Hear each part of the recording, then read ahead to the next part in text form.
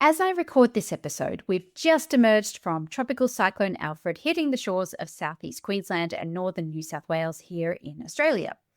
In the lead up to the event, most people did what you'd expect them to do. We stockpiled water, organised sandbags in case of flooding, taped windows, and so on.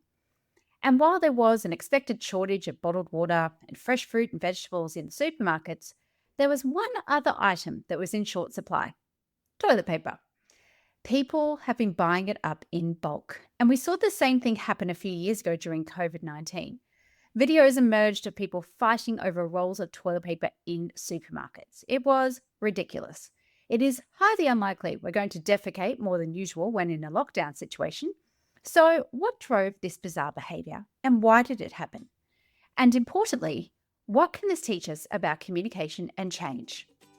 That's what today's episode is all about. Hi friends, and welcome to a new episode of Less Chatter, More Matter, the Communication Podcast. I'm your host, Mel Loy, and I'm recording this episode on the lands of the Yagara and Turrbal people here in Meanjin, Brisbane. And as I said in the intro, we've just experienced a tropical cyclone here, which is very unusual for one to hit this far south. So I just want to say up front that I know many people had homes and belongings damaged, they lost power and so on. And this episode is in no way making light of that impact. But instead, I did want to focus on some of the behaviours we saw leading up to the storm.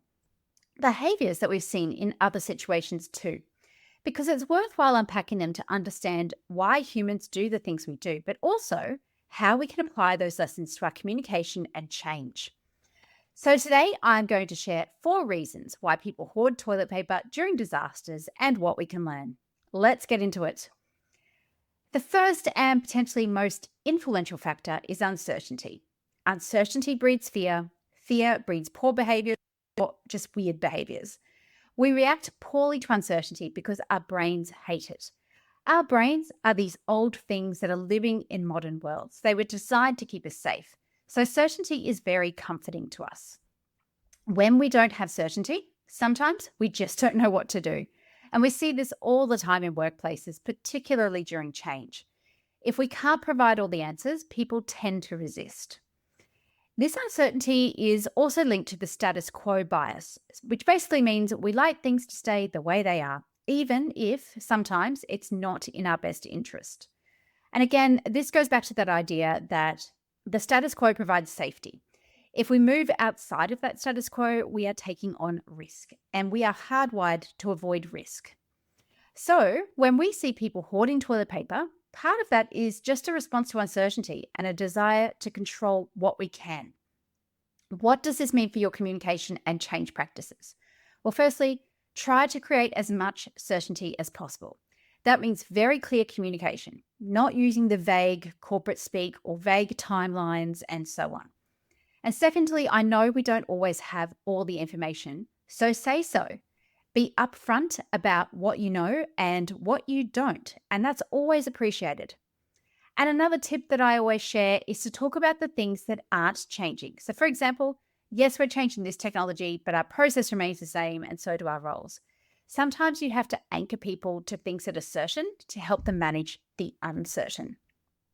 So that's number 1, uncertainty and the status quo bias. The second reason why we see toilet paper flying off the shelves is social proof. It basically means that what our peers, colleagues, friends, and families think about something or what they do has the power to change how we think and behave as well. Social proof was a term coined by psychologist Robert Cialdini. So if you don't know about Cialdini, look up his books. They are incredible. And he found that people are likely to do what they observe others doing. And it's even more powerful when the people we are observing are like us. So for example, if the messenger is your team leader or a colleague. So this is what we call the representative bias. And it's where people evaluate probabilities based on the degree to which someone is similar to them or the degree to which a situation represents your pre-established view. And whether we like it or not, we are getting sucked in by social proof all the time. E-commerce sites tell you how many other people have bought the item you're looking at, or that people who bought that item also bought this other item. They're great examples of social proof to influence purchasing decisions. We also use testimonials when we promote courses and products or even using new technology. We rely on peer reviews on e-commerce sites, Google, TripAdvisor to make decisions. We look at how busy a cafe is to judge how good it is, even if we haven't looked at the menu or the reviews. Because if it's so much busier than the one next door, then in my mind, it must be better. A 2012 study found social proof can be so powerful, it can even change our minds when it comes to intentionally hurting others. So there was this study called Opposing Torture. And basically the researchers spoke to different groups of university students and asked if they were against the use of torture in interrogations. Now, as you would expect, I hope, most of the students responded that they opposed the use of torture. But when they were told that most of their peers were in favour, the tables turned. 80% of them then saw torture as morally acceptable. So in times like these, when we see other people hoarding toilet paper, we tend to follow the crowd. There's a part of our brains thinking, if they're buying up toilet paper, there must be a reason for it, so I should too. So how do we apply social proof to communication? Got a couple of ways you can think about it. The first is who the communication comes from. If your trusted colleague is saying the new cafe downstairs is great, you're more likely to go and try it.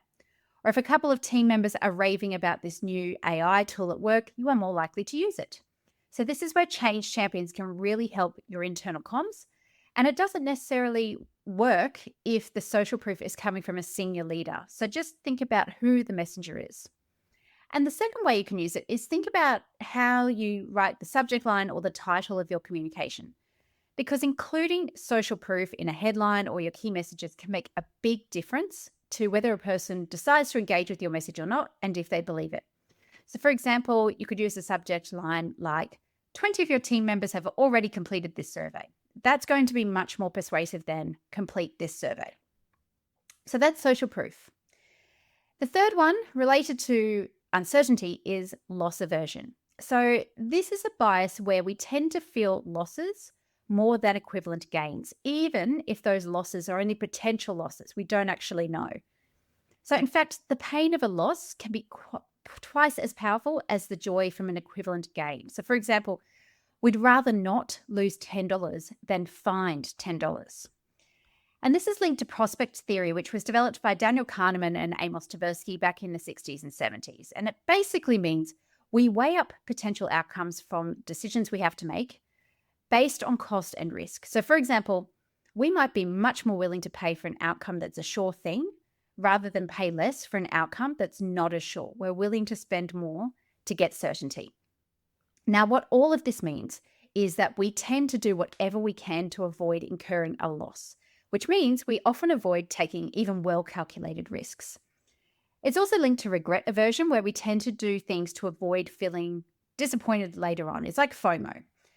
And when we think about toilet paper in supermarkets, people don't want to miss out. They see other people buying it and they don't want to regret not buying it themselves later. So even if supermarkets hiked up the prices on toilet paper and you probably still had enough stocks at home, you are likely to go and try and buy some yourself. We are so irrational like that. Now, what does all of this mean for communication and change? Well, firstly, people want to avoid loss. So if they perceive the change as a loss in some way, they will resist it. This is where hyping up the benefits in your messaging is really important. Genuinely hyping up, of course. Your messaging might also need to very carefully position the gains against the perceived losses to help people gain that perspective that what they're getting is going to be so much bigger and better than what they're losing. So for example, yes, we're replacing system X with an AI system, but that means you'll be saving on average 10 hours a week on this repetitive work with this clunky system. And that's 10 hours you can use to focus on X, Y, and Z instead. So that's loss aversion. If something is perceived as being rare, people want it more.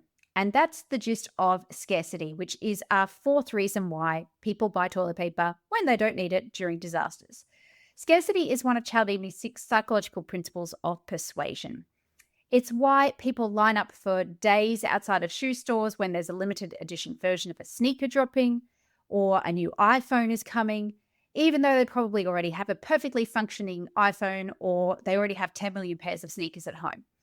It's why people drop thousands of dollars on designer handbags or waste a whole day monitoring their devices in an attempt to get Taylor Swift concert tickets, not looking at anyone in particular.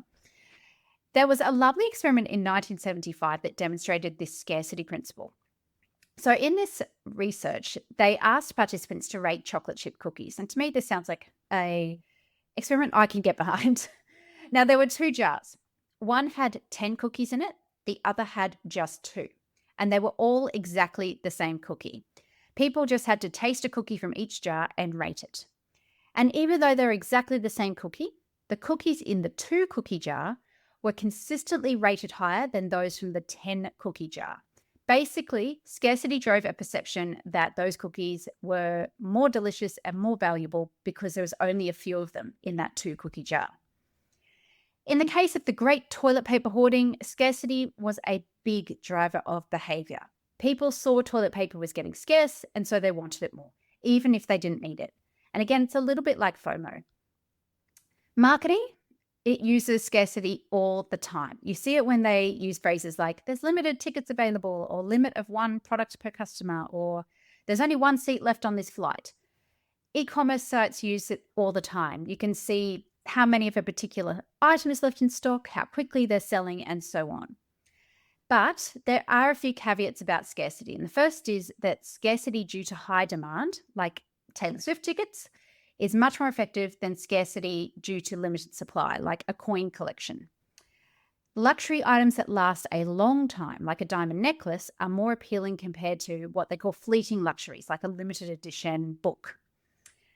And a scarce item that shows your status, like a pair of Gucci sunglasses, is even more effective because you layer on top of that our need for this social gratification.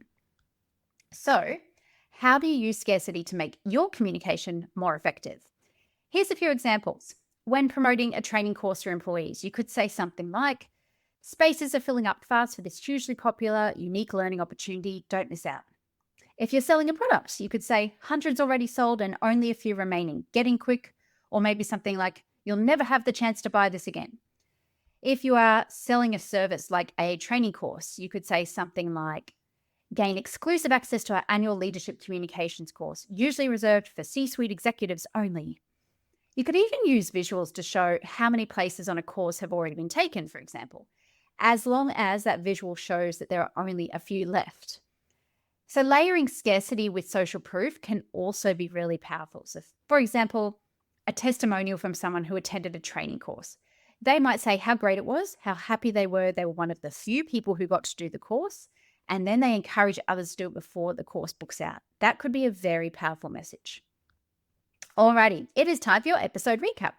So in today's episode, we explored the behavioural science behind people stocking up on toilet paper in times of disaster and how we can apply some of those lessons to our own communication. There were 4 ideas I shared. Firstly, uncertainty and the status quo bias. We really like things to stay the way they are. And when faced with uncertainty, that creates fear, and fear creates poor behaviour. In times of change, use your communication to try and alleviate some of that uncertainty by pointing to what is certain and also talking about what's not changing. Number 2 was social proof. Basically, we tend to follow the crowd. So if everybody else is buying toilet paper, then we will buy toilet paper too. Imagine if nobody actually ever started hoarding it. There would still be plenty left in the shelves. And so for your change in comms, social proof can also be used as a powerful driver of behaviour. So use testimonials from change champions and think about using messengers who are liked and representative of the audience you're trying to reach. Number 3, loss aversion. We hate the idea that we might experience a loss and that we might regret taking an action. The pain of a prospective loss is felt twice as strongly as the joy from a potential gain. So we have to reframe perceived losses as benefits where we can. And finally, scarcity. The more rare something is, the more we want it. So when toilet paper becomes scarce, we want it, even if we don't need it. In change and comms, we can use scarcity to help drive behavior, like attending a training session or participating in a new program. All right, team. So that is our episode for today. I am so excited because in the next few weeks, we've got more extra guests coming on board. I'm traveling a bit too and attending a few conferences. So I'll be sharing that back with you to find out what I've learned from around the globe around what are the trends that we're seeing and what are people working on in the comms and change sector more broadly. So I'm super excited for that.